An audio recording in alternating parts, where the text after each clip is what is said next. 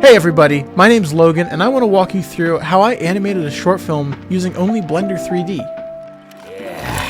Oh, I've never seen such a skilled balloonsman before. Alright, my greatest creation. It's so important to create an animatic for all of your projects. It's a watchable storyboard here in Blender. At default Blender, it comes packed with an add-on called Story Pencil. Right here, Story Pencil Tools. Go up here to this Draw tab, and you can set up a storyboard session. So this is kind of like your default template, and it's a very, very quick workflow for doing rough animatics and rough storyboards. This is the phase where you're really trying to actually get down the story and figure things out. We're not spending time here making sure our characters look great, right? I'm gonna jump back into my Story Pencil session here in Blender for Borg's Balloons, and I can actually play it through here. Step up, step right up. I got balloons here for you. I got black balloons, blue balloons, orange balloons. See, it's super rough. I don't care about the drawing at all. I can just scrub through here. Son here, Nathaniel. It's his birthday. Look, they don't even have faces. You know what I mean? This is just as long as I know what's going on. Birthday. My name's Nathaniel. These, and then for the most part, once I do this, this is where I can just cut it down and figure out all the timing for all my shots. And then I have a full watchable, like, not V1, but this is a watchable cut of my story, right? This is a watchable version of our story. You're gonna love these balloons, man. Yeah, it probably only took me like 4 hours total of sitting down and sketching out this animatic, trying to figure out, the story. Because the whole point of an animatic is we're not trying to spend too long. Like we want to commit as little amount of time as possible to really figure out what's going to happen in our story. I don't like what this man's making for me. So the first character I started with was Borg. I actually did a mock-up of Borg with this really disturbing face, and then I realized, okay, this is not going to be, we're not doing this. So here's Borg in the final cut, which actually ended up being a much simpler character. Started off by sculpting Borg here. I would have sculpted Borg the same way I sculpted any other character these days. I take primitives like spheres, cubes, cylinders. Without worrying about topology too much, I just kind of put the shapes where they need to be. Merge everything together, remesh things, sculpt into them, create a high poly sculpt of each character, which I then use Quad Remesh, which is my favorite add-on of all time. Quad Remesh allows me to take a high poly sculpt like Borg or the character you're seeing on screen, and it allows me to, with one click, create a retopology of that character, which is not perfect, but it's enough that I can use to start animating on. I got black balloons, blue balloons, orange balloons. You feeling a little sad? I got deep purple balloons. Any balloon you can think of, I got it. Borg just has a very simple Auto Rig Pro rig. The cool thing about Auto Rig Pro, there's actually all these extra different limbs you can add on. So I used a Spline IK rig for this part, so you can pull all these different pieces different ways. So then you can sort of push the string on through. It's actually a really helpful limb that Auto Rig Pro just comes packed with.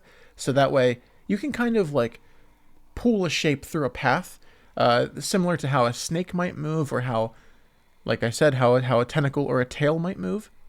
And then we have a simple squish and squash controller that I actually added manually to this character. The mouth, I used my add-on, FZ Swapper, which allows you to just make a bunch of custom mouth shapes, and then I can just animate them quickly here just by clicking these, and they'll snap to them. So for example, I can just drop in some shapes here with the key turned on, and I can go through, and then on playback, it will just kind of, it's like a 2D rig, but for 3D. Uses geometry nodes. I would really recommend it if anyone's trying to do like a stop motion style. It's really fun. You can use it for like mouths, eyelids, hand positions. Like if you want to do a really crude rig and you don't want to have a bunch of like fingers, you can make all kinds of different hand shapes, like fists, open hand, pointing, just the same way you would do in a 2D animation. And then you can just snap back and forth between all of them. It's pretty simple. So that's pretty much the majority of what the Borg rig is. Let's take a look at the Nathaniel rig. So actually all of these characters use my Swapper add-on for everything. That's how they get that, just like that jarring, snappy motion. I sculpted all these different shapes here, and then as you can click through them, they have different mouth shapes like neutral, e, m, u. So just in the combination of how you arrange these, it looks like a character's talking. And as you can see here, I actually did the exact same thing for the eyelids. You have like open, blink, squint, lower, just to help, read some emotion in our character. One really fun thing I started doing with these characters is how I did the shading on them. Is first off, this is all Eevee. So I don't like to do UV unwrapping, and I don't like texture painting. So how do I get these, the colors where they need to be on the face? Let me show you. Now you can see all of these little empties. Now you might already understand how this is working, but it's a pretty clever way to add things like simple makeup, blush, simple eyeshadow, and they're all controlled by the location of an empty. So as you can see, if I rotate this head, right, everything on the head is parented to this head bone, all of these empties and such, that which control shading, right? I can move this nose bit here, and the little blush, the redness on the nose can move wherever you want. But because it's parented right to the head, and I have a pretty simple head rig that doesn't have too much deformation, everything stays where it needs to be. So it's actually really simple to set something like this up. Here, I'll make a brand new thing to sort of show you here. We have our basic setup. Say we have our character's skin tone here. But we want to do a cool thing where we want to target areas that have blush or anything. So I'll start by shift right clicking on any part of it, which will throw the 3D cursor right to that piece. And then there I can add in an empty, and you can add in a sphere or whatever shape, doesn't really matter. Okay, so what I would do is I would go and I would add in a color ramp. I would go and I would add a texture coordinate. And then here you can select that blush piece, and because now we're reading the texture from the object, we can now use this object node and go right off of this and look for a gradient. Okay, now we have a gradient texture here, and it's going to be helpful if we switch this to quadratic sphere. If we just take a look at what this is doing right off the bat, you can see here it's just a mask based on where this is in relation to where the original mesh is. And this is really helpful to let us blend between anything. So say we have a mixed color and we have our original skin tone here. Maybe we want to just mix in a little bit of red, so we can just use this to drive that. And now if we look at this color here, right, we're getting a bit of that mix happening. And sometimes it's helpful to like dial it in with a color ramp so you can really get that blend, right?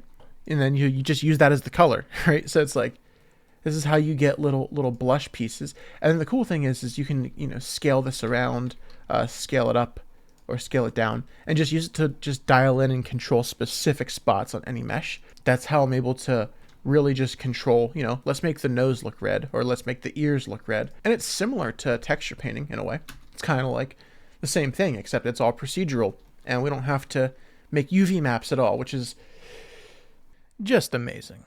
So this is actually the original model for Susan, for the mother. Matt's initial feedback was she needs to be more disturbing, man. Like we got to mess her up a little bit. So, and this is someone I don't want to spend much time around, actually. But all the same here, right? We have the exact same techniques that Nathaniel has, but I kind of have them hidden here. Same thing, right? We have a nose controller. We can control where does this blush happen, We can control where the eyeshadow happens. This is really obvious, right? And because all these are just parented to the head the exact same way the mesh is, everything just moves. And also, I'm using my swapper add-on, and because it's all just skin material and it's using this like position localization technique, it all just works using the same swap set. We don't have to do any special texture painting and say I want to go in and change the shape here a bit. I can just go right in with the sculpt brush, do whatever edits I need to do, and then it remains the same. I don't have to re-unwrap anything. I don't have to re-texture paint anything. The procedural method just works for it. You've never gripped a balloon twine like you have with one of mine, Sonny Jim. Let's talk balloons. Yeah, this balloon was actually rather simple. There's, believe it or not, there's plenty of pictures of balloon animals on the internet. Basically, how this works is there's just a bunch of bones that all kind of go between each other. But instead of like actually rotating these bones, what I did was I created a bunch of constraints that everything pushes and pulls from each other just to get this, just to be able to animate it in whatever which way makes sense. You can just pull all these little constraint targets around. It's really easy to set something like this up. This bone here is just sort of a free floating bone. Yeah, you have to sort of think from the bottom up. So, okay, step one, this has to be attached to this piece. So I would just grab this bone, shift grab this bone, and then Control Shift C to bring up our little constraint menu. And I can first off just copy the location. So now as I move this guy around, we'll never have to select this bone to move it. We can move this guy around. But now we want this to always sort of point towards this target. So secondarily, once this is done with the copy location constraint, it needs to have a follow-up constraint that then targets to this. Like we did before, I grab the target first, then Shift select the active bone, Control Shift C to bring up our menu, and then just a simple stretch to constraint. And this combination can get you basically anything. And the cool thing about doing it this way is it uses squish and squash techniques. So that way, like when I pull this down, all of you can see, look, it balloons outward. So the proper deformation is sort of kept. And then I'll just go take all these bones here that I don't want to see. These are our deformation bones. They're not our controller bones. So we don't actually want to be controlling these bones. We want them just to drive the deformation. I'll just hit M and move them to the second layer. And then I can turn off that layer here. And we'll only look at our controller bones now, which these bones just control the deformations. Do you like it? So I actually found a picture on the internet of a seahorse balloon animal, and I basically tried to copy the form of it because someone already did the hard work of figuring out how would you make a seahorse out of balloon animals. Just like the balloon dog, the same techniques apply here, except I used bendy bones, so that way it gets a little bit we get a little bit more of a bendy curvature look to it. This was very helpful because in sort of looking at the form, right, like looking at the way these balloons bend and are tied into one another, I'm starting to think, okay, so I see how you might go about taking balloons to create form, right? Which was this brought me to the tough part. Okay, so spoiler alert if you haven't seen if you haven't seen it, how did I make Borg's greatest creation? Oh, I've never seen such a skilled balloonsman before. All right, my greatest creation. Oh, how lovely! Little Nathaniel, does this satisfy you? Okay, Borg's greatest creation right here. The Sistine Chapel, how is this created? Well, it actually wasn't as hard as I thought it was going to be. So a lot of this, right, I just tried to follow the same form that I found from other people that already made balloon artwork. I was just doing a little bit of research. I've never made a balloon animal. So this is our balloon seahorse, as you can see here. And like one thing to notice about the balloon seahorse is I really liked how this worked here. This central piece where we have this rib cage looking thing that was attached by these center pieces. I want to do more of that. So that's where, like you can see, I emulated that here when I did the calf muscle. Both the calves or the forearms or even the biceps. I really tried to like retain that form and also use it to get like finer details to make this look like a much more complex piece. But with that, I basically just took an image of the Sistine Chapel and I put it behind these characters, and I just tried to get the silhouette right. That was the most important part. So that way I wanted this to be clear, like what this was. We can take a look at the mist pass and we can really try to understand the silhouette of these characters, because that was the most important thing, like telling the piece. And then once you recognize the silhouette is right, then you can have fun with being like, oh, but it's made of balloons. Yeah. Nathaniel is only interested in the finest of your creations. Cause today's my birthday. So I went through and took the timing from the story pencil animatic and I chopped the whole thing up into what I called 15 scenes, even though it's kind of all just one scene. It's 2 minutes and 40 seconds, so I didn't want just one large Blender file. I wanted to be able to chop it up into different pieces. So as you can see here in my structure, I have, scene 01 all the way to scene 15. And within each of these folders, I have like the versions. So I started with scene 15 version 1, and then I go all the way down to scene 15 version 5. I don't like what this man's making for me. I'm able to make decisions kind of on the fly, and like I can be like, oh, let's move the pupils a little bit over this way, and I'm looking at essentially the final picture right now, rather than having to wait for a render. That's definitely one of the benefits about using Eevee rather than cycles, is you're gonna get that pseudo real-time thing. But the way they've rewritten cycles these days, and how good graphics cards are getting, I'm kind of cool using cycles, to be honest with you. I really had fun using Eevee in this project, but I've also reassured myself, like, yeah, let's stick to cycles. It does look a little bit better at the end of the day. So one fun thing about this is you see the way Nathaniel's moving around. Oh dear. I wanted it to feel stop motion, right? So I would go through and I would animate a shot. So the character would move, and then I'd put this stepped interpolation modifier on it. So, and just set it for a step size of 2, which means, so you can see here's the graph for this movement, right? Little Nathaniel. It's a perfect interpolation. But when I click on my X location, if I were to add a stepped interpolation, now look what happens to the spline. It only moves on 2s. 1, 2, 1, 2, 1, 2.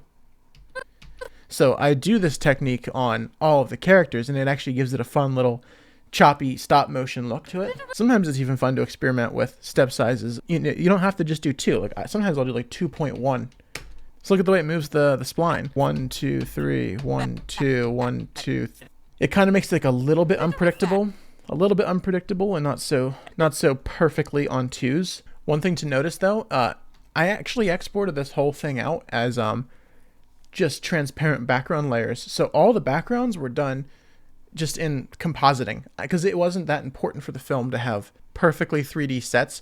What it was here, let's take a look here. So all the backgrounds were done just in compositing, right? I took like this image of a carnival as sort of reference, and then I took it into Procreate and I just painted on it. And I painted some background strokes and all this just painterly looking background that's pretty high res. So that way at any point I could zoom in. Yeah, like at any point I could sort of cut around this image and have this as the background for each shot. It really helps sell the feeling that, oh, we're here at this carnival, this abstract carnival that no one else is really at. But just to reiterate, a lot of the stop motion look comes from my add-on, FC Swapper. The eyelids, the mouth, they all use this swapper here, and then you would just set the keyframe at any given point. So you would just sort of go frame by frame through it. Ma, B, burr. You just kind of sound it out as you go through doing lip sync, and eventually you'll get something that feels nice. It's my birthday, and I want that one. So yeah, all the rigging done with Auto Rig Pro, all the mouth lip syncing done with FZ Swapper. Yeah, just these little stylized techniques to try to make it look like a digital stop motion piece. If you guys want to check out the full short film, check it out right here. Otherwise, follow me on Instagram at LoganGardner3D. I'm always sharing fun stuff like this, and I love getting work from you guys and seeing what you guys create. Thanks for watching. Have a good day.